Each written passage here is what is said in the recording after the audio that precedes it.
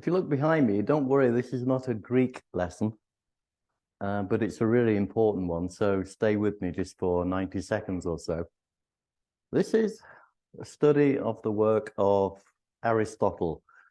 3 brilliant ideas on the idea of presenting. Yesterday, I talked about these 3 points, and today we're going to look at one specific one. But let me just give you a brief overview of what we looked at so far.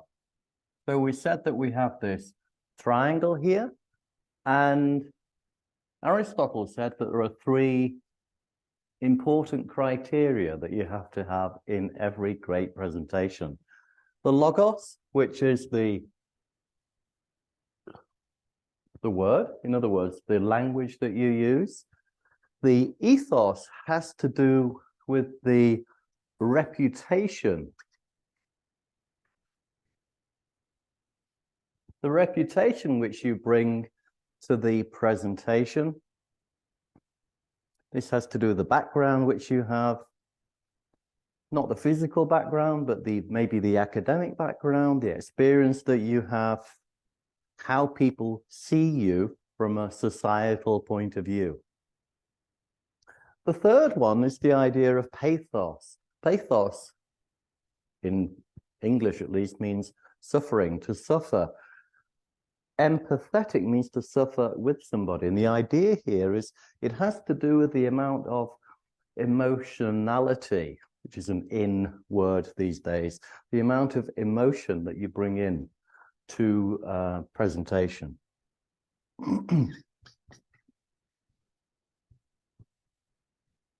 Today, briefly, we're just going to have a look at this idea of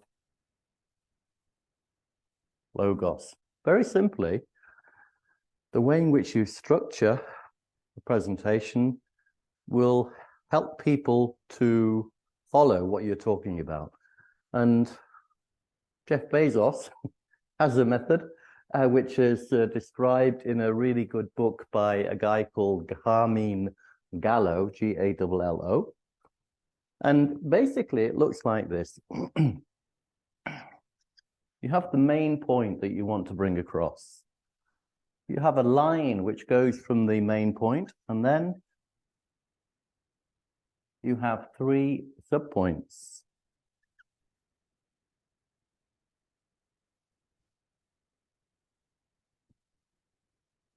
Subpoint 1, subpoint 2, and subpoint 3. So this means that you have an idea.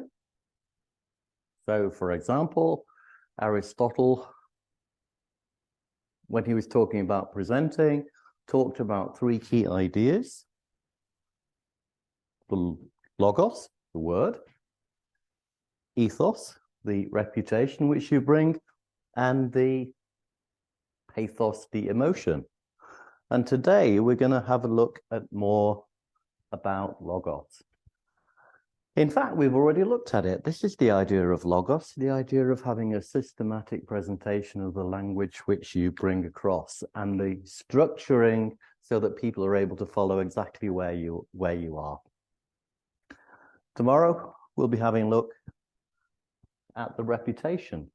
What are the criteria to do with a reputation? And what has that to do with introvert presenters who want to be great presenters?